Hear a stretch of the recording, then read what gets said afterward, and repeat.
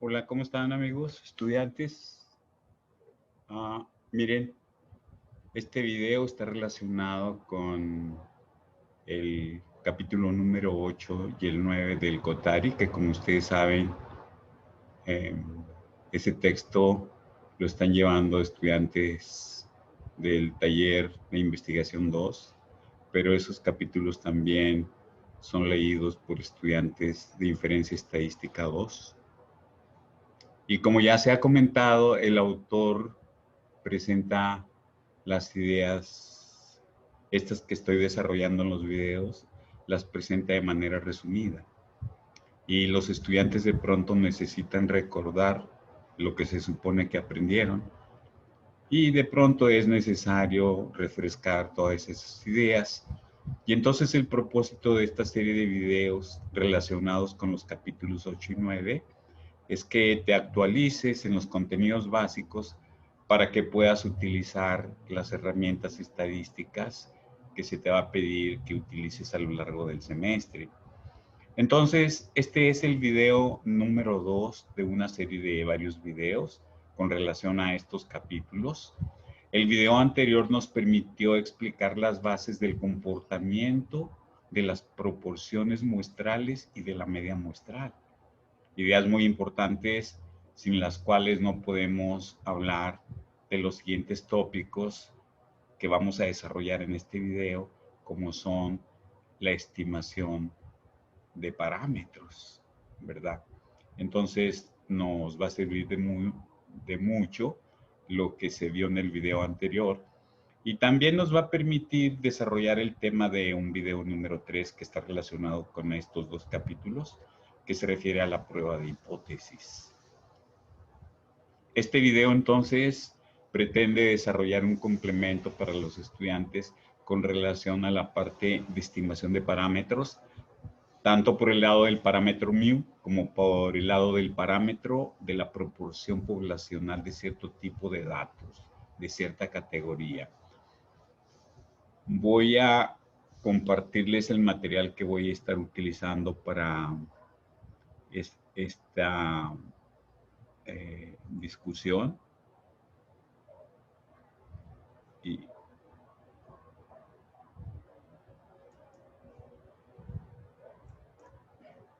miren, estos son los puntos que vamos a estar desarrollando.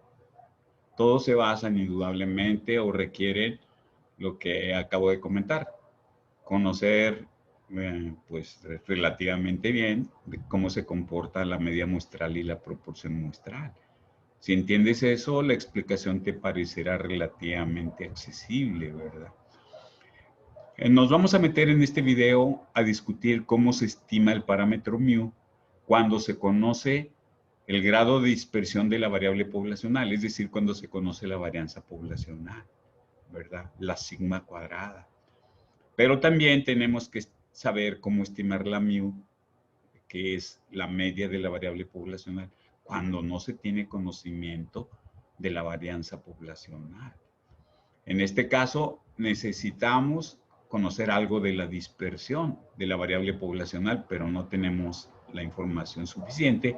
Y entonces lo que se hace es utilizar la varianza de la muestra, ¿verdad? Y entonces eso nos hace tener un poco diferente el método, aunque la lógica se mantiene, pero cuando hablamos, por ejemplo, para estimar mu, que conoces la sigma cuadrada, tendemos a utilizar una normal estándar, es decir, la z, y en cambio al intentar estandarizar en el sentido como se ha hecho en las explicaciones previas, cuando tratamos de estimar mu pero no conocemos sigma cuadrada y que tenemos que utilizar la varianza de la muestra, al tratar de estandarizar no nos puede dar una z, sino nos da una t de student, que se parece mucho en el comportamiento a la z, ya lo veremos en su momento, ¿verdad? Y este valor también viene tabulado, pero se ve afectado por el tamaño de la muestra. Si por ejemplo la muestra es tamaño 50, tendrías que buscar la t de student de 49 grados de libertad. La puedes encontrar en alguna tabla, los calculadores tienen ya funciones para calcularlos, es decir, si es accesible el dato que busques sobre un valor específico de la TD Student, pero necesitas saber también adicionalmente el tamaño de la muestra. En este caso, para las estimaciones, vas a utilizar una TD Student de n-1 grados de libertad. Ya explicaremos eso ampliamente en la sección que corresponde, bueno, en la medida que el tiempo nos permite hacerlo, ¿verdad? Y no solo nos vamos a enfocar en estimar mu, también vamos a estar hablando sobre cómo se estima la proporción poblacional de datos de cierta categoría. Ese tipo de estimaciones suelen ser muy importantes para la toma de decisiones de organizaciones, empresas, entidades gubernamentales o trabajos de investigación de alguna forma que están asociados a una cuestión de interés, donde es importante conocer cuál es la proporción de cierto tipo de dato, de cierta categoría de datos, ¿verdad? Y entonces, eso también lo vamos a abordar. Y finalmente vamos a ver lo que se sugiere para tratar de calcular el tamaño de la muestra y así poder realizar las estimaciones de los parámetros, ¿verdad? Eso se ve en el punto final. Aquí les estoy proyectando intencionalmente una gráfica de la variable poblacional que tiene una geometría que de alguna manera presenta un sesgo hacia la derecha, ¿verdad? Estos son los parámetros poblacionales. Entonces, primero nos vamos a meter a hablar de cómo se estima la mu cuando conoces la varianza poblacional. Estamos suponiendo que la varianza poblacional, es decir, la sigma cuadrada, ¿verdad?, se conoce. Hay muchos procesos, digamos, de manufactura, por ejemplo, donde se conoce cómo se comporta una cierta magnitud, un cierto peso, una cierta distancia, un ancho de alguna pieza, de algún objeto. Y entonces resulta que las varianzas suelen ser conocidas en cierto tipo de procesos, ¿verdad? Muchas veces no se conocen, eso también lo abordaremos como punto posterior en este video, ¿verdad? Entonces la mu representa, como ustedes saben, el promedio de los datos asociados a la variable poblacional. Y la sigma cuadrada, vamos a asumir que sí la conocemos. Como ustedes saben, para tratar de estimar la mu, lo que tenemos que tratar de hacer es sacar una muestra representativa, que uno asume que es una muestra que se obtiene a través de un proceso llamado aleatorio simple, y eso nos permite argumentar, al menos al nivel de la teoría, que nuestra muestra va a ser representativa. Por lo tanto, con esa muestra podemos estimar la mu. Esa es la intención. Y en este video vamos a decir cómo se realiza, cuál es la lógica. Esta clase de estimaciones no son perfectas, tienen un nivel de riesgo de una afirmación que tú hagas de que la mu se encuentra entre tal número y tal número. Tienes cierto nivel de confianza, pero también hay un nivel de riesgo. Eso lo comentaremos conforme vayamos desarrollando la idea. Entonces, para estimar la mu, la lógica consiste en sacar una muestra representativa de tamaño n, y nosotros ya sabemos, ¿verdad? Nosotros ya sabemos que la media muestral tiene un comportamiento normal. Y sabemos que si la muestra es de tamaño 30 o más, ¿verdad? Según el teorema del límite central, que también ya se ha discutido previamente, pues esta distribución de la media muestral, si la muestra es 30 o más, tiene una distribución normal. La gran ventaja de las distribuciones normales es que las distribuciones normales se pueden pasar a nivel de la distribución normal estándar, es decir, a nivel de la z, y hacer los cálculos, porque los valores que nos interesen de áreas de probabilidades vienen tabuladas. Y entonces se puede hacer el análisis que quieras, precisamente por la gran ventaja de que la distribución normal de la media muestral se puede manejar su análisis a nivel de la z, que ya se encuentra calculada. Como ustedes saben, ¿verdad? La varianza de la media muestral es la enésima parte de la varianza poblacional. Eso se expresa aquí en esta parte, ¿verdad?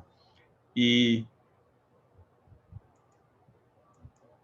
en esta parte estamos hablando de cómo es la desviación de la media muestral, porque como ustedes saben, para estandarizar se requiere la desviación de la media muestral, o sea, de la variable que presentas en este eje. Para estandarizar también necesitas el valor medio. Y algo que nosotros conocemos es que el valor medio de la media muestral es la misma mu, que es el parámetro poblacional que en este tema específico deseamos estimar, ¿verdad? Bueno, la desviación estándar de la media muestral no es otra cosa que la raíz de esto, es decir, la sigma sobre raíz de n, donde la sigma es pues la desviación estándar de la variable poblacional, que en este caso estamos suponiendo que la conocemos. Y aquí está expresada la lógica de cómo se estandariza. Como ustedes saben, lo que se hace es que al valor que obtengas de la muestra, ¿verdad? La media muestral que obtengas después del cálculo de los datos de la muestra, le restas la mu, divide sobre la desviación estándar de la media muestral. Y esa es la manera como tú estandarizas pasando del nivel de la distribución normal original a la normal estándar. Esa es la forma como estandarizas, cosa que ya se ha comentado, solamente lo recuerdo rápidamente, ¿verdad? Fíjense, esta gráfica que les estoy compartiendo es una gráfica que tiene algunas ideas interesantes en torno a la distribución normal. Tengan cuidado, no se confundan. Esta X es para cualquier variable que tenga distribución normal. ¿De acuerdo? No estoy hablando de la media muestral para que no exista esa confusión. Estoy hablando de cualquier variable que tenga una distribución normal. Aquí en el gráfico, en este gráfico que tiene colores, se muestra una distribución normal. La media no se dice cuánto es, pero la estamos representando por mu, ¿correcto? Y obviamente esta distribución tiene cierta dispersión, tiene cierto grado de dispersión, que como ustedes saben se mide a través de su varianza, o bien de su raíz cuadrada de la varianza, es decir, de la desviación estándar. Esta distribución normal tiene cierto valor medio que se asocia con este punto, ¿de acuerdo? Y también tiene cierta desviación estándar, lo cual es un indicador de dispersión. Aquí la sigma, esta que se ve por aquí en estos términos, esa es la desviación estándar de la variable que tenemos en este eje, ¿de acuerdo? Y aquí hay una información muy interesante porque nos explica la gráfica cómo se comporta esta distribución normal. La distribución normal tiene una definición matemática en rigor, pero no es una campanita cualquiera. Es una campanita muy especial, donde los datos se distribuyen de cierta manera, como ahorita lo voy a comentar. Voy a imaginar que esta es una distribución de datos. Después voy a explicar si esto se interpreta como una variable aleatoria, porque esta la puedes interpretar como una variable asociada a muchos datos, pero este símbolo también lo puedes interpretar como una variable aleatoria que está ocurriendo en cierto intervalo, ¿verdad? Primero me voy a imaginar que la X se asocia a datos. Hay un montón de datos asociados a una población, obviamente, ¿verdad? La distribución normal es una distribución muy especial, fíjate. Lo que dice la información que está aquí. Este es el punto medio, como tú sabes, y corresponde con el valor medio de la variable que estás mencionando. Pues bien, si tú tomas un dato que está hacia la derecha en una cantidad igual a la sigma, o sea, la desviación de la variable esta, si tomas esta distancia, localizas este punto, este es una sigma, ¿eh? Y si tomas otras hacia acá, hacia la izquierda, este segmento tiene un ancho de 2 sigmas, ¿de acuerdo? Y su punto medio es el mu, que corresponde con el punto donde pasa una línea que divide en dos partes iguales a la gráfica. Entonces, resulta que todas tus campanitas normales, si es que son distribuciones normales, deben de tener esta propiedad que voy a empezar a comentar. El segmento que tiene como centro a mu, pero que tiene un ancho de 2 sigmas, una sigma hacia cada lado, tiene esta cantidad de datos. Del 100% de los datos, el 68.2 están dentro de este rango. Es una gran cantidad, casi es el 70%. Se encuentra en un rango de mu más sigma y mu menos sigma, porque este es mu menos sigma y este punto corresponde con mu más sigma. Bueno, ¿qué tal si el ancho lo agrandamos un sigma más hacia los extremos? Así tendríamos un punto como este y un punto como este. ¿Cuánto estamos añadiendo hacia la derecha y hacia la izquierda en cuanto a la sigma que se está añadiendo? Una sigma hacia la derecha a partir de aquí, otra sigma más hacia la derecha. Por lo tanto, este segmento mide 2 sigmas. ¿Cuánto vale este punto? Si esto vale mu, ¿cuánto sería esto? La mu más 2 sigmas. Este número, esta estrellita representa ese valor. Pero este segmento son 2 sigmas. Este segmento mide 2 sigmas. Pero es diferente si yo les pregunto, ¿y qué número representa esta estrella? Este punto no representa el 0. Representa el valor medio, que es una mu. Por lo tanto, este punto, ¿cuál es el valor? La mu, un poco más. ¿Cuánto más? 2 sigmas. Muy bien, pero este segmento tiene una magnitud de 2 sigmas. Y si hacia acá tienes, si a partir de este punto tienes otras 2 sigmas, ¿cuánto es todo este segmento que estoy indicando en este momento? Son 4 sigmas. 2 hacia la derecha a partir del punto central y 2 hacia la izquierda. Es un ancho de 4 sigmas con el punto central en la parte media de la gráfica, ¿de acuerdo? Y el dato que está aquí es que está casi la totalidad de los datos de la población. Está el 95.4%.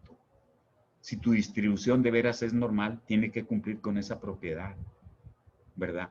A partir de la mitad de la mu, 2 sigmas hacia la derecha y 2 sigmas hacia la izquierda, el total de datos, si estás pensando e interpretando como datos, debe ser el 95.4%, un poco más del 95%. De la misma manera, si piensas en 3 sigmas, ya no en una ni en 2, sino en 3, 3 hacia la derecha, 3 hacia la izquierda, ¿verdad? ¿Qué valor representa este? Mu más 3 sigmas. ¿Qué valor representa esta estrella? Mu menos 3 sigmas. ¿Cuál es el ancho de todo este segmento? 6 sigmas, donde su punto medio es este, asociado a la mu. ¿Qué información del 100% de la información se encuentra en esa campana?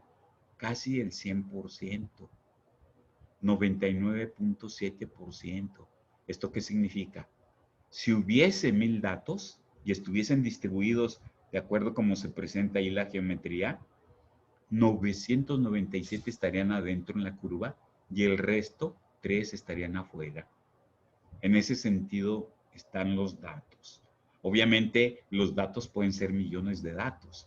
El área te representa el 100%, pero dentro del segmento mu menos 3 sigma y mu más 3 sigma, ahí se encuentra el 99.7%, casi todos los datos. ¿Me entiendes? Ahora bien, hay otra manera de interpretar esta variable.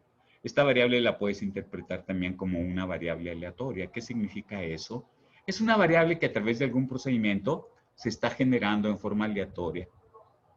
Las variables aleatorias pueden tener cualquier tipo de distribución de probabilidades. O sea, la geometría puede ser cualquier cosa, pero aquí no estamos hablando de cualquier geometría. Estamos hablando de una distribución normal. Entonces, si la X es una variable aleatoria y tiene esta distribución normal, ¿qué significa eso?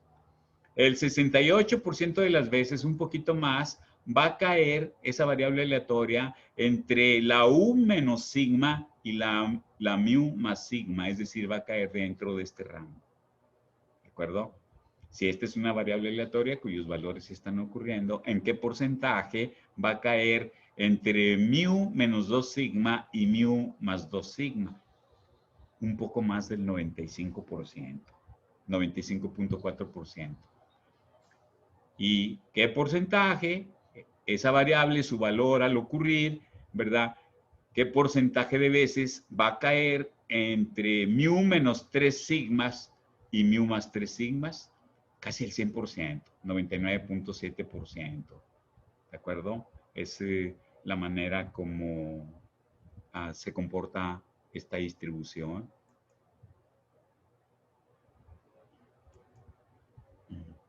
Es interesante, hay que verla de esa manera. La distribución normal no es una distribución cualquiera, pero todavía me falta un ángulo que debo de explicarles y que ustedes deben de dominar. Cuando ustedes están haciendo un estudio aparece una distribución normal, pero no es estándar. La tienes que estandarizar.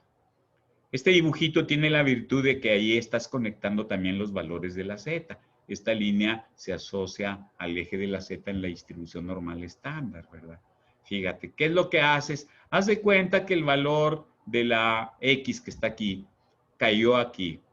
Bueno, si quisieras estandarizarlo, ¿qué clase de punto es este? El valor de este es mu más una sigma, ¿de acuerdo? Si lo quieres estandarizar, sigues la idea de la estandarización. Al valor que quieras estandarizar, le restas el valor asociado aquí. Y eso lo divides sobre la desviación de esta, o sea, sobre la sigma. Si tienes duda de lo que voy a decir para el video, ya haz ahí unos cálculos para que te des cuenta que va a ser cierto lo que estoy diciendo. Entonces, ¿cuál es este valor? Mu más una sigma. Si tratas de estandarizarlo, ¿verdad? Te va a dar el 1. Y acá este es un valor diferente. ¿Este qué clase de valor es? Está desviado 2 sigmas hacia la derecha de la mu en la distribución normal original, es decir, en esta que estamos estudiando. Si lo quieres estandarizar, haces la operación y te va a dar el 2. ¿De acuerdo? Esto es interesante, ¿verdad? Entonces, ¿qué representa este 2 a nivel de la Z si quieres comparar lo que está pasando acá, en la original? El 2 a nivel de la variable que estás estudiando acá significa que este 2 se asocia con un valor de esta, pero el valor que estás asociando está desviado con respecto a la parte central o media, 2 desviaciones, 2 sigmas, ¿verdad? A ver si lo entiendes. Este es 2, esto es 3. ¿Esto cuánto sería si esto está en la mitad? 2.5, ¿verdad? ¿Me podrías decir qué valor es este? La mu más, ¿qué? 2.5 veces la sigma. ¿Te das cuenta de eso? Y si aquí fuese, por ejemplo, digamos, si esto fuese mu más 0.25 sigmas. Bueno, al estandarizar te daría algo cerca del 0. Bueno, no tan cerca, pero 0.25. Total, si tú conoces el valor de por aquí del z, también puedes darte una idea cuánto vale el asociado a la distribución original. Repito esa idea. Si aquí, por ejemplo, tienes el 1.7, ¿verdad? Porque está entre el 1 y el 2. ¿Cuál sería el valor asociado aquí a la distribución normal original? Sería mu más 1.7 veces la desviación de esta variable. Sí, está esa conexión muy importante, ¿verdad? Entre la distribución normal y la distribución Z. Eso te va a ser útil de pronto, trata de recordarlo. Muy bien, entonces voy a pasar a lo siguiente, ¿verdad? Que si se dan cuenta lo que está aquí enmarcado en amarillo, ahí está la idea de cómo estimar un parámetro mu. Es una operación relativamente sencilla. Todo el mundo sabe lo que es este símbolo, es la media muestral que vas a obtener cuando haces el cálculo de los datos de tu muestra. Ahora bien, tú lo que quieres es estimar la mu. Nunca la vas a poder conocer con exactitud cuando las poblaciones son grandes. Hay poblaciones pequeñas a las que podrías tener acceso a todos los datos y ahí sí podrías conocer la tal mu. Normalmente uno no puede conocerla, por eso se estima a través de una muestra, ¿verdad? Entonces, ¿qué haces? Esta expresión te dice lo que debes hacer para estimar la mu. La mu nunca la vas a poder estimar con un número. Sí puedes. Se llama estimación puntual, pero no sirve de nada. Solamente por milagro coincidiría con la mu verdadera. Es mucho más honesto decir, mira, según mi estimación, la mu está entre 23 y 31. Eso es más honesto. Porque decir, no, mis cálculos dicen que la mu es 17.28. No, eso es muy pretencioso, particularmente si las poblaciones son relativamente grandes. Entonces, ¿cuál es la mejor manera de estimar un parámetro? Como un intervalo. Tienes que calcular un valor y otro valor. Y afirmar que la mu se encuentra entre el menor y el mayor. Eso es lo que tienes que hacer. En eso consiste la idea de la estimación del parámetro mu. Los métodos de inferencia estadística no son infalibles. Es decir, puedes estar afirmando algo, hiciste bien el trabajo, incluso sacaste la muestra aleatoria, pero la afirmación que estés haciendo puede ser verdadera, pero también puede ser que no sea verdadera. Esta clase de pruebas tienen un nivel de confianza, que es una cosa que vamos a estar hablando al estarse desarrollando. También hay un nivel de riesgo. Tú como investigador escoges el nivel de confianza y el nivel de confianza te dice cuál es el nivel de riesgo, ¿verdad? Si el nivel de confianza es 93%, obviamente hay un nivel de riesgo de 7%. Significa que si haces bien las cosas, aunque uses bien la extracción de la muestra, una muestra que es o se aproxima a una aleatoria simple, al hacer la afirmación, puede ser que tú estés diciendo la verdad en tu afirmación, pero la afirmación también puede ser falsa. Eso lo controlas a través de cuando haces los cálculos correspondientes, tú escoges el nivel de confianza, ¿me entiendes? No se puede escoger un nivel de confianza de 100%, eso no es posible, ¿me entiendes? El método no te permite ese tipo de cosas. Bueno, voy a terminar de explicar la idea. ¿Qué tienes que hacer para estimar entonces un intervalo para mu? A la media muestral le sumas y le restas algo. Y así ya tienes el número menor y el número mayor. Le sumas y le restas algo. ¿Qué le sumas y le restas? Primero les quiero recordar que ustedes deben de reconocer esto que estoy señalando. Miren esto. ¿Qué es esto? Es la desviación de la media muestral. Se supone que esta la conoces. Además, recuerden que estamos en el caso en que conocemos la varianza poblacional, o sea, conocemos este dato. Y también, obviamente, si ya hicimos los cálculos de la media muestral, también conocemos el tamaño de la muestra. Esto es conocido. Entonces, ¿qué haces para calcular ese intervalo para estimar mu? Sumas y restas cierta cantidad de veces esto. Esta tal z es cierto número de veces que tienes que sumarle y restarle esto. Esta es la desviación de la media muestral, como ustedes saben. Pues bien, a la media de la muestra le sumas y le restas cierto número de veces, ¿verdad? La desviación de la media muestral. ¿Cuánto? ¿Cuánto vale esto? Se llama valor crítico de Z. Eso depende del nivel de confianza que tú quieras, ¿verdad? Eso es lo que tienes que considerar. Así es que de pronto este numerito va a depender del nivel de riesgo que vas a tener, es decir, del nivel de confianza que tú puedas escoger. Sí. Bueno, aquí hay algunas ideas ya que se repiten con respecto a la gráfica anterior, pero también podemos ver esto. Miren, ya ustedes ya saben, acabamos de verlo hace un momento, ¿verdad? Que si con respecto a la media, vamos a imaginar que esta es la X con raya, aquí donde estoy mostrando el señalador. Ahí está la X con raya, o sea, la media muestral, ¿sí? Y esta es la desviación de la media muestral, obviamente, ¿sí? Con ese símbolo. Aquí está desviado un sigma, ¿verdad? ¿Y cuánto es esta área? Esta área es, como ya habíamos dicho, ¿verdad? 68, un poquito más de 68%. Bueno, si tú escogieras un área como esta, tu nivel de confianza sería 68%. Pero tendrías que tratar de calcular el Z correspondiente a este punto y el Z correspondiente sería el Z que yo te mostré en la fórmula anterior, que está enmarcada en amarillo. Para un nivel de confianza, como estoy mencionándolo, de 68%, lo que tú tendrías que encontrar, ¿verdad? Es el correspondiente valor de Z acá. Pero tú ya sabes, según hemos discutido, que ese Z vale 1. Entonces, ¿qué pasa? Tu Z vale 1 si el nivel de confianza es 68.2%. Si tomas un área más grande, más que esta azul tenue, si escoges toda esta área, ¿cuánto vale toda esta área? 95.4. Tú podrías tener un nivel de confianza de 95.4. ¿Cuáles son los valores de Z correspondientes? Aquí este está desviado de la mu2 sigma, como tú ya sabes, según se ha discutido, se asocia con una Z de 2 y este con una Z de menos 2. En realidad, el número que tienes que poner para el Z en esa fórmula que te estuve mostrando, está aquí el Z que tendrías que poner es el 2. Entonces, si pones el 2, tienes un nivel de confianza de 95.4. Y si quisieras un nivel de confianza de 99.7, tendrías que poner un 3 en esa formulita. Todo parece fácil hasta ahorita. Claro que hay que explicar por qué el método falla y por qué sí funciona con cierto nivel de confianza. Eso todavía no lo hago.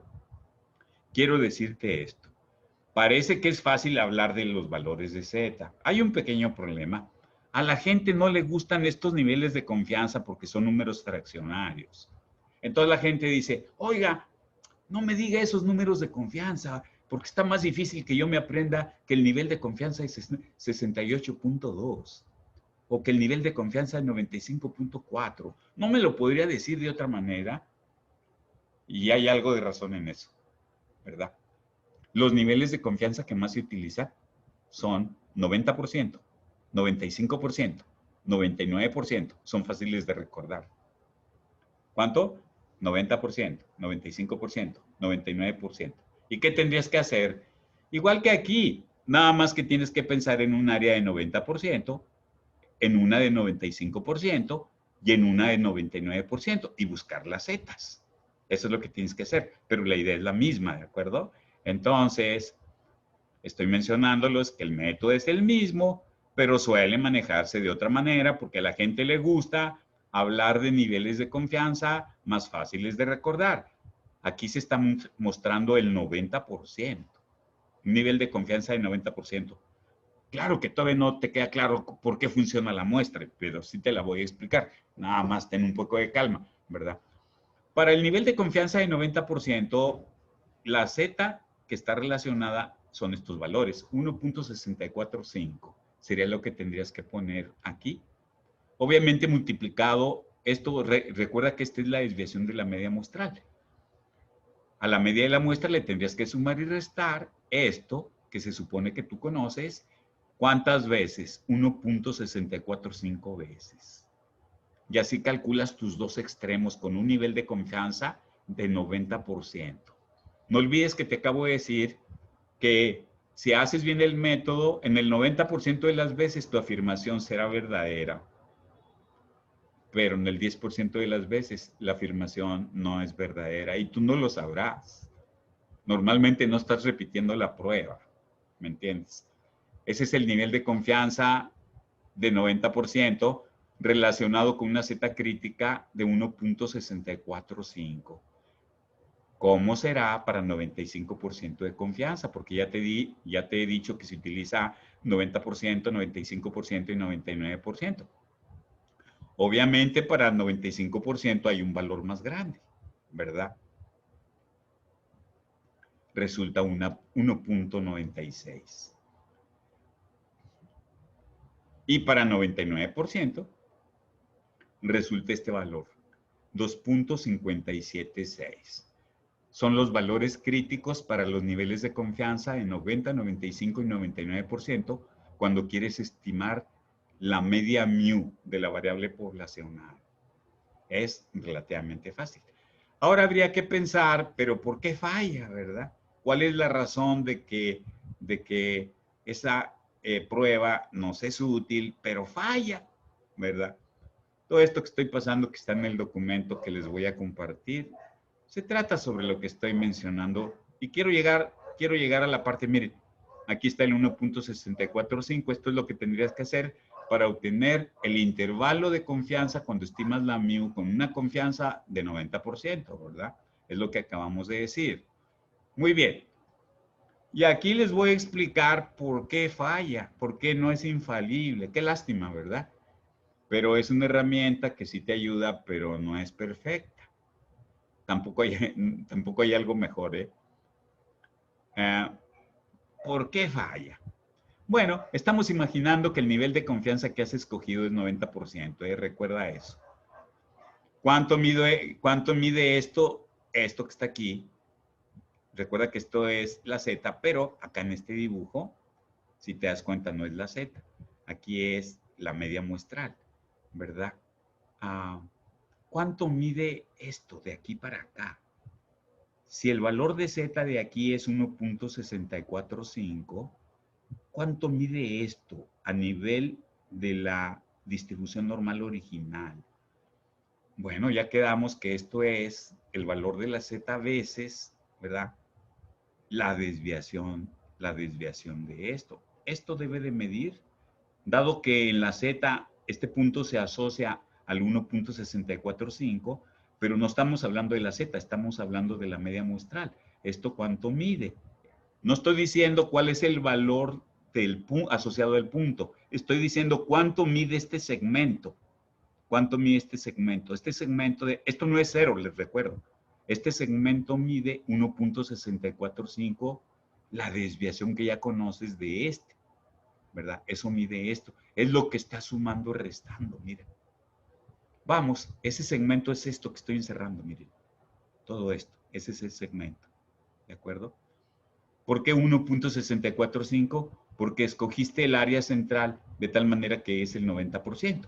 Entonces, este es el segmento que vas a estar sumando y restando. ¿Por qué en el 10% de las veces falla y por qué en el 90% de las veces sí estás diciendo la verdad cuando afirmas que el intervalo contiene la mu? Esa es la lógica que voy a tratar de explicarles. Miren, fíjense. Que les quede claro que esto es lo que suman y resta. ¿De acuerdo? ¿Dónde va a caer la media muestral cuando sacas la muestra y haces el cálculo? Puede caer en cualquier parte, pero mayoritariamente va a caer en esta zona. En esta zona cae el 90% de las veces. Si esto es 0.90, porque recuerden que el área es 1, esto equivale a decir que esta área es 0.90. ¿Cuánto es el resto? 0.10. Pero son dos colas, una para acá y otra para acá. ¿Cuánto debe ser esto? La mitad de 0.10. 10 centésimas. Aquí, ¿cuántas centésimas son? 5, es decir, 0.05. Acá también. Muy bien, la pregunta es, más frecuentemente, ¿dónde va a caer la X con raya? En esta zona, indudablemente, en esta. A veces va a caer en la cola izquierda y a veces va a caer en la cola derecha. ¿De acuerdo? Muy bien, seguramente ya estás pensando cuándo falla, porque este y este vale el 10%. Ya te dije que el 10% de las veces va a fallar. Y si ya pensaste eso, vas bien, ¿me entiendes? Pero vamos a tratar de entender en detalle. ¿Qué ocurre si cae aquí? Bueno, eso sería un milagro, ¿verdad? Pero supón que la media muestral cae exactamente aquí. ¿Qué vas a hacer? Sumarle este segmento y restárselo. ¿Dónde van a quedar los puntos? El valor mayor quedaría asociado a este punto y el valor menor quedaría asociado a este punto. Como no quiero poner aquí un montón de puntos, los traslado acá. Si cae aquí, corresponde con este punto, ¿sí? Pero, ¿qué estoy haciendo? Sumándole todo esto. Me da este punto que corresponde con este. Y al restarlo, me da este punto que corresponde con esto. ¿Y qué voy a afirmar cuando cayó aquí? Digo, la mu se encuentra en el intervalo comprendido entre este número, o sea, este y este otro. Y estaré diciendo la verdad. ¿Y qué tal si cae aquí? O aquí, para usar este dibujo. Le sumas este segmento, te da todo esto. Recuerda que esta es la línea donde se asocia la mu. Esta línea, esta. Por lo tanto, si cae aquí, le sumas este segmento, te dará un número como este, que corresponde a su posición aquí. Ya te estás dando cuenta que si se contiene la mu, al restarlo, te da esto otro. Pero, ¿verdad? El intervalo está comprendido entre este dato y este dato, es decir, entre este dato y este otro. La afirmación que vas a hacer es verdadera porque la mu está aquí, dentro de ese intervalo. ¿Qué tal si cae aquí? Es decir, ya cae aquí. Resulta que le vas a sumar este segmento y apenitas logra contener a la mu exactamente aquí, ¿verdad? Entonces, cuando cae aquí, también contiene a la mu el intervalo. ¿Y qué pasa cuando ya cae, por ejemplo, acá? Que sería, digamos, la posición de este punto que se muestra aquí en el dibujo. Al sumar te da esto que corresponde con esto y el valor menor te corresponde con esto. Estás hablando de un intervalo donde el valor mayor ya está aquí y el otro está acá. La afirmación que vas a hacer ya no es verdadera, es falsa. ¿Cuándo ocurrió eso? Cuando la media muestral cayó en la cola esta de la izquierda. ¿Con qué probabilidad va a caer de que la media muestral sin que te des cuenta cae en la cola izquierda? 5%. Pero también puede caer obviamente hacia la derecha. ¿Con qué probabilidad o con qué frecuencia? 5%. ¿Con qué frecuencia va a fallar la prueba? 10%. ¿Qué nivel de confianza tienes? 90%. Esa es la lógica, ¿me entienden? Es relativamente fácil. Estos son los niveles de confianza que se utilizan. Estos son los valores críticos: 1.645, 1.96, 2.576, correspondientes a 90, 95 y 99% de confianza. Esta misma lógica se utiliza para la estimación de mu cuando no conoces sigma cuadrada. Hay cierta variación. Y esta misma lógica utilizas para estimar la proporción poblacional. Lo otro lo voy a explicar relativamente más rápido, precisamente porque ya te expliqué la base del razonamiento, ¿verdad? Bueno, el documento tiene algunos ejercicios en los cuales no me detengo, ¿verdad? Ya cuando te lo compartes, si tú los quieres ver, pues ahí les pones atención. Y aquí estamos partiendo de una variable poblacional que tiene un parámetro mu y un parámetro sigma cuadrada. Aquí el problema es que no conocemos el grado de dispersión de la variable poblacional, o sea, no conocemos la sigma cuadrada. ¿Cómo le vamos a hacer para estimar la mu? La lógica es la misma, con cierta pequeña diferencia, ¿verdad? ¿Qué vas a hacer? Sacas tu muestra tratando de que sea representativa, calculas la media muestral, le sumas y le restas la desviación de la X con raya. Pero la desviación de la X con raya, ¿cómo se calcula según nosotros aprendimos? Como la sigma raíz sobre raíz de n, pero no conoces la sigma. Entonces, ¿qué tienes que hacer? De la muestra tienes que calcular la varianza de la muestra, sacarle la raíz cuadrada para tener la desviación de la muestra. Esa es la manera como resuelves el problema de que no conoces la varianza poblacional. Por lo tanto, ¿qué es esto que estoy señalando? ¿Qué es esto? Esta es la varianza, bueno, su raíz cuadrada es la desviación calculada a partir de los datos de la muestra, esta. Y estás dividiendo sobre raíz de n. ¿Qué es esto? Los dos términos, esto, ¿qué es? Estás tratando de calcular la desviación de la media muestral. Tuviste que hacerlo así porque no conoces la sigma. Muy bien. Y luego después, ¿qué vas a tratar de hacer? Vas a tratar de estandarizar, ¿verdad? ¿Por qué? Porque quieres usar una campanita más simple que esté tabulada, porque esta no está tabulada. ¿Y qué es lo que hace? Sigues la misma lógica. Al valor que obtienes le restas la mu y le divides sobre la desviación. Entonces la operación que haces es la que se muestra aquí. Al valor que obtienes le restas la mu, divides sobre la desviación, pero tienes un problema, porque la desviación de la X con raya no conoces la sigma y estás usando la S. Si conocieses la sigma, te daría Z aquí, pero estás usando algo diferente. No es la sigma de la población, es la desviación estándar de la muestra. Por lo tanto, no te puede dar la Z. ¿Qué te da? Una variable que se llama t de student. Si la muestra es de tamaño 50, esta se llama t de student de 49 grados de libertad. Si la muestra es de tamaño 100, esta se llama t de student de 99 grados de libertad. También viene tabulada. Por lo tanto, para 90% de confianza o 95-99, buscas en la tabla a ver cuánto vale el valor crítico, pero no de Z, sino de T. ¿De acuerdo? Es un poquito más elaboradas estas tablas porque, ¿qué pasa? No solo necesitas el nivel de confianza. En la Z solo hay una tablita. Es la única.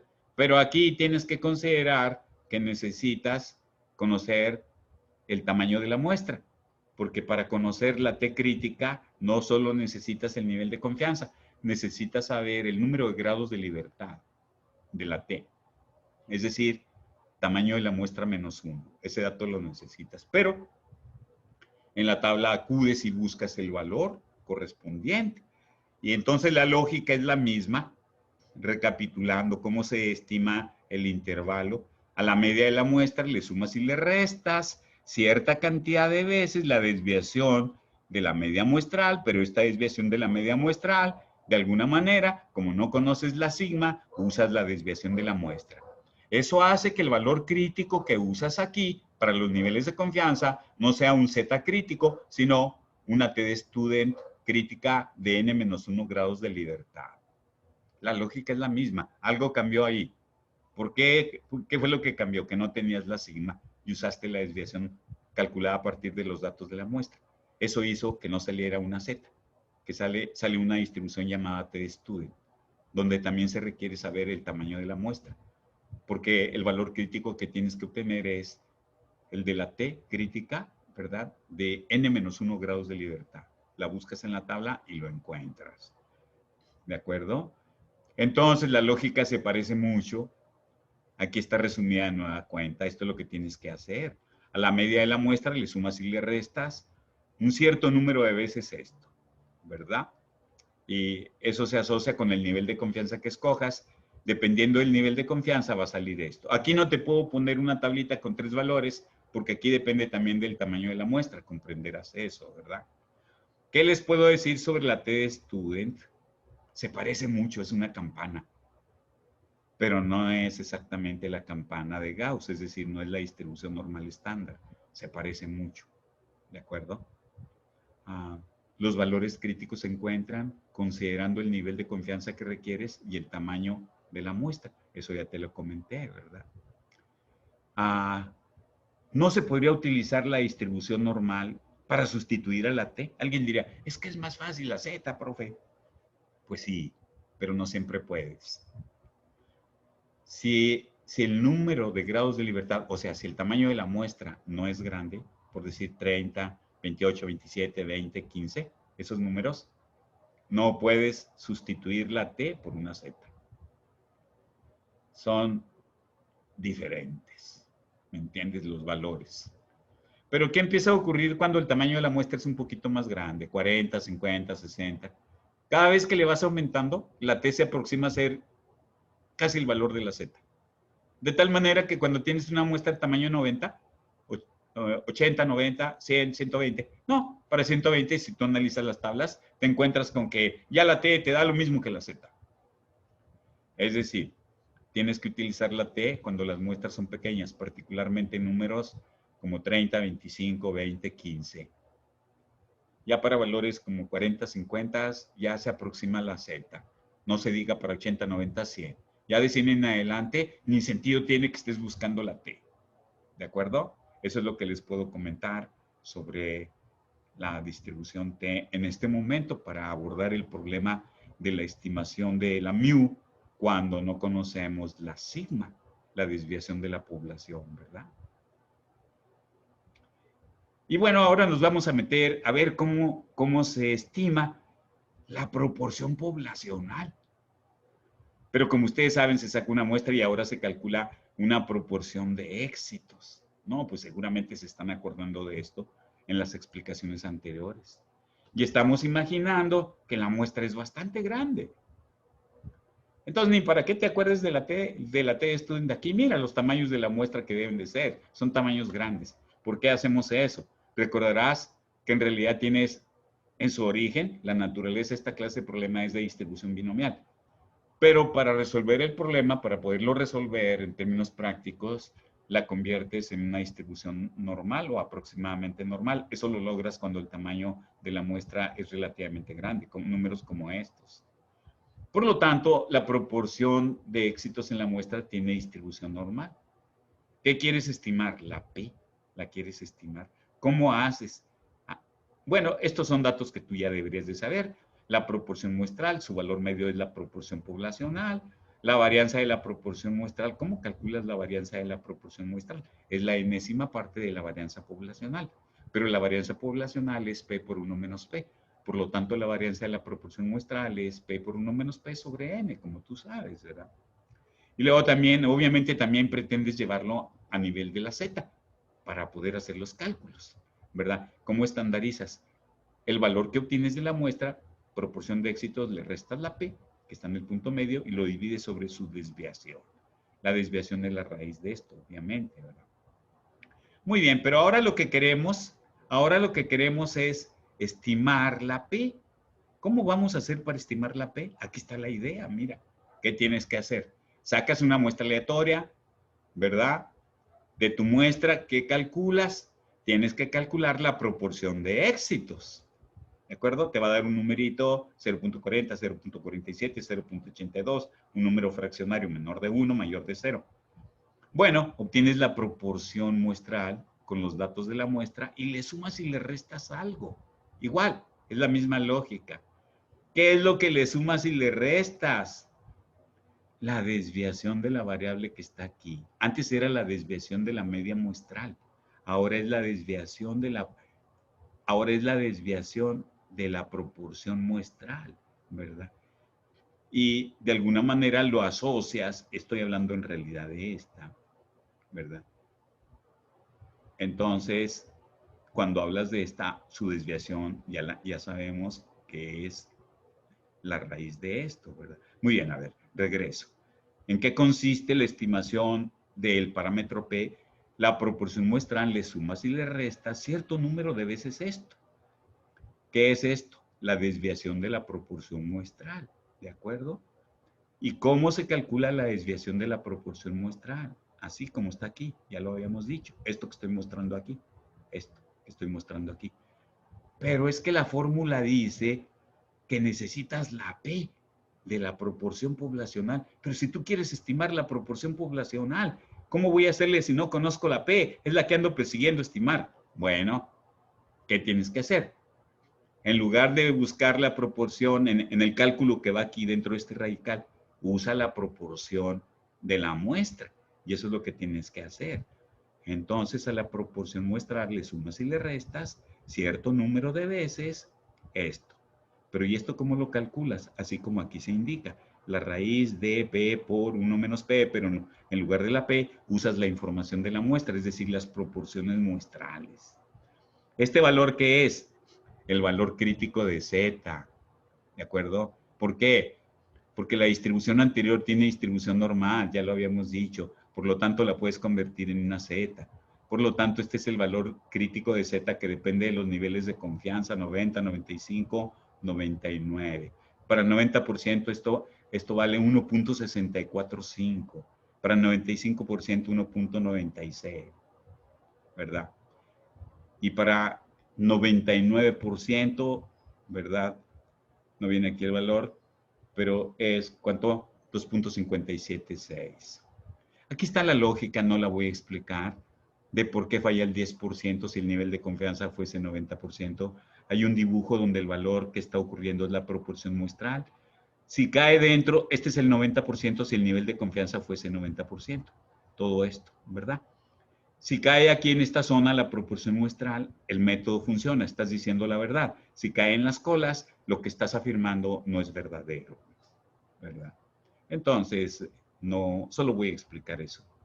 Ahora ya estamos llegando, bueno, ya explicamos cómo se estiman la media de la población, la mu, y cómo se estima la proporción de la población, ¿verdad? La mu y la p, ya hemos estado hablando de eso. Ahora vamos a ver, bueno, ¿y qué se sugiere según la teoría estadística para calcular el tamaño de las muestras? Dado que yo quiero estimar la mu y quiero estimar la p, ¿de qué tamaño debo de poner la muestra? Bueno, aquí se dicen algunas ideas sobre cómo calcular el tamaño de la muestra. Claro que la fórmula tiene que salir de algún lugar donde está conectada la n. Y nosotros aquí tenemos conectada la n, lo voy a explicar así de manera directa. Tú sabes que cuando estandarizas, a fuerza aparece por ahí la n. Bueno, esa teoría, úsala para tratar de ver cómo calcular la n. Despeja la n. Esa es la idea. Y entonces haces el cambio algebraico y de ahí despejas la n, casi la tienes ya, ¿no?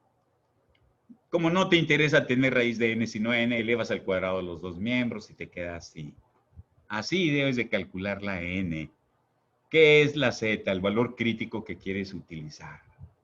¿Quieres utilizar un 95% de confianza? Ah, bueno, busca qué valor crítico hay y ahí se lo escribes en el cálculo. ¿Y esto qué es? La desviación, ¿verdad? De la variable poblacional, ¿de acuerdo? Si no la conoces, usas la S cuadrada de la muestra. Muy bien, y esta cosa también es interesante. ¿Qué es esto? Esta es la mu que tú quisieras conocer. Y este es el valor que va a caer. No, pues va a caer desviado. La diferencia es una especie de error con respecto a la mu que quisieras conocer. Este se llama error de muestra, Tú quisieras que no vaya, que si va a caer, que no vaya a caer tan lejano, ¿verdad? Es decir, quieres que el error de muestra no sea grande. Tú como investigador puedes decidir cuánto. Entonces, si tú sabes que la mu anda alrededor de 220, pero tú quieres que el error no sea más de 5, tú dices, no, yo quiero que esto no sea mayor de 5, le voy a poner 5. Es decir, tú defines los errores de la muestra, en esta expresión que debe estar por acá enseguida, aquí ya está. Este está el error de la muestra que tú defines, que necesitas el valor crítico según tu nivel de confianza y necesitas la información de la varianza. Si no tienes la varianza poblacional, tienes que utilizar la varianza de la muestra. Y así de alguna manera tienes un dato de cómo calcular esto. Ahora bien, si no conoces la sigma, y porque podrías preguntarte, bueno, profesor, pero tampoco conozco los datos de la muestra, habrá que buscar a ver si hay algún indicio que te diga cuánto vale eso. A veces el problema puede ser muy complejo, ¿verdad? Y de pronto te encuentras con que no le encuentras cómo, de qué tamaño, cuál será. Y haces análisis diversos y tratas de tomar una decisión al respecto. O sea, no siempre está tan claro el cálculo apropiado del tamaño de la muestra, ¿de acuerdo? Ahora viene para el caso en que vamos a estimar una proporción poblacional. Es la misma fórmula, miren. Pero la varianza poblacional, ustedes ya saben que es P por 1 menos P. Igual, no conocemos la P, diría alguien, oiga, profesor, es que quiero sacar el tamaño de la muestra para estimar P, pero no conozco P. Busca ver si se ha investigado antes lo mismo, el mismo problema, y a lo mejor tienes un dato de la investigación anterior de hace un año, y eso te puede servir para tratar de ver por dónde anduvo la P. ¿Me entiendes? Y así puedes sacar un dato, digamos, aproximado. Si no tienes nada de información y dices, no sé qué hacer, profesor, no hay nada de información sobre la P, no hay investigaciones anteriores, nada de nada. Entonces lo que tienes que hacer es tomar una actitud conservadora y cuidadosa. Trata de, con tu desconocimiento, que no vaya a caer demasiado alejada de la P, porque estás tratando de estimar la P, que el error no sea muy grande. Pero eso, ¿cómo lo vas a lograr? Trata de que la N sea lo mayor posible. ¿Eso cómo lo lograría? Trata de que esto que desconoces, bueno, el error sí lo puedes fijar tú, esto. Acuérdate que estás tratando de estimar la P y la P es un número menor de 1. Si tú sabes que a lo mejor debe andar por ahí por 0.64, bueno, tú tienes que decir, mi error quiero que sea más o menos 0.03. Tú tienes que definir el error, tienes que definirlo. Pero si no tienes nada de información sobre la P, entonces adopta la posición de que la N sea lo más grande posible con lo que te pueda decir esto. Y entonces, ¿qué dices? ¿Qué P voy a escoger? Escoge una P tal que la multiplicación de estos te dé lo máximo. Si buscas, por ejemplo, P igual a 0.1, sería 0.1 por 0.9, te daría 0.09. Si la P vale 0.2, esto sería 0.2 por 0.8. ¿Y eso cuánto te daría? 0.16. Si esto es 0.3, 0.3 por 0.7, eso te daría 0.21. Si esto es 0.4, ¿cuánto te daría? 0.4 por 0.6, 0.24. Si esto es 0.5, esto sería 0.5 por 0.5, 0.25. Si sigues aumentándole, ya va a empezar a disminuir. En otras palabras, esto cuando tiene el valor máximo, como multiplicación de P por 1 menos P, cuando la P vale 0.5. Ya, si no sabes nada de nada, toma esa postura y di, bueno, estoy tratando de que la N sea lo más grande posible para que no esté demasiado alejada la P de la muestra con respecto a la P verdadera. Así abordas el problema. Fíjense, muchachos, lo que hemos hablado. Bueno, basándonos en el comportamiento probabilístico de las muestras, de la media muestral y de la proporción muestral, hemos discutido cómo se estima la mu cuando se conoce la varianza poblacional. Hemos visto cómo se estima la mu cuando no conoces la varianza poblacional, pero usas la información de la muestra para la varianza de la muestra o la desviación estándar de la muestra. En ese caso, ¿verdad? Al tratar de estandarizar no te sale una z, sino una t de Student de n-1 grados de libertad. También vimos cómo se estima la proporción poblacional de datos de cierta categoría. La lógica es la misma. En el caso de la mu, ¿qué haces? A la x con raya, o sea, a la media de la muestra, le sumas y le restas algo. ¿Qué es eso? Cierto número de veces la desviación de la media muestral o cierto número de veces la desviación de la proporción muestral. En esencia, eso fue lo que se dijo. Al último le añadimos esto de los tamaños de las muestras. Espero que sea útil la explicación en este video. Les agradezco que hayan sido capaces de llegar hasta el final. Tengan suerte, muchachos.